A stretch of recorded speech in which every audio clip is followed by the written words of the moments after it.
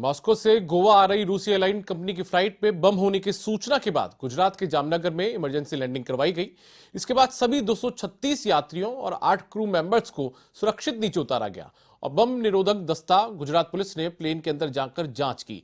NSG की टीमों ने भी जामनगर एयरपोर्ट पर पहुंचकर प्लेन की जांच की। इस दौरान एयरबेस पर अफरा तफरी मची रही। रेंज आईजी अशोक कुमार यादव ने बताया कि प्लेन ने मॉस्को से गोवा के लिए उड़ान भरी थी। इसकी जामनगर एयरबेस पर इमरजेंसी लैंडिंग कराई गई।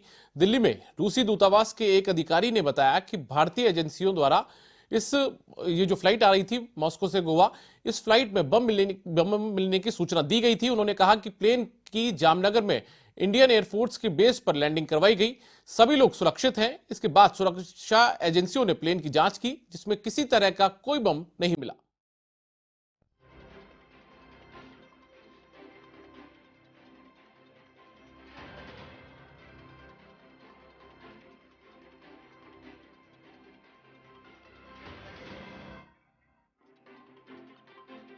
हमारे साथ में विक्की कायस्थ, हमारे ब्यूरो चीफ गुजरात से जुड़ गए हैं। उनका रुख कर लेते हैं।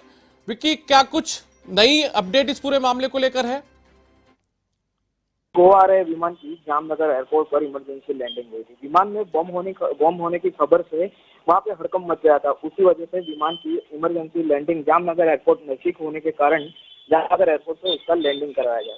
बताया जा रहा है कि एंटी टेररिस्ट स्क्वाड को इस विमान में बम होने की सूचना मिली थी मेल के द्वारा। उस मेल के बाद सभी हाई अलर्ट में आ गए और तुरंत पायलट को सूचित किया गया। उसके बाद गोवा जा रहे विमान को तुरंत गुजरात के जामनगर एयरपोर्ट पर लैंड करवाया गया। विमान की इमरजेंसी लैंडिंग कराए जाने के बाद स्थानीय एजेंसी के अधिकारी और सभी यात्रियों के उनके पास मौजूदा सामान की जांच की। अधिकारी के मुताबिक यात्रियों के पास अभी तक कोई भी संदिग्ध चीजें नहीं मिली है और सभी यात्रियों को विमान से निकालकर एयरपोर्ट की लॉन्च में बिठाया गया है। जांच के लिए नेशनल अथॉरिटी गार्ड की एक टीम को भी मौके पर बुलाया गया है और एनएसजी की टीम जामनगर एयरपोर्ट पहुंचकर जांच में जुट रही है। जानकारी ये भी आ रही है कि दिल्ली से एनसीजी की एक और टीम जामनगर एयरपोर्ट के लिए रवाना की गई है और एयरपोर्ट अथॉरिटी के मुताबिक विमान की पूरी जांच के बाद एनएसजी की टीम जब क्लियरेंस देगी उसके बाद ही इस विमान को गोवा के लिए रवाना किया जाएगा।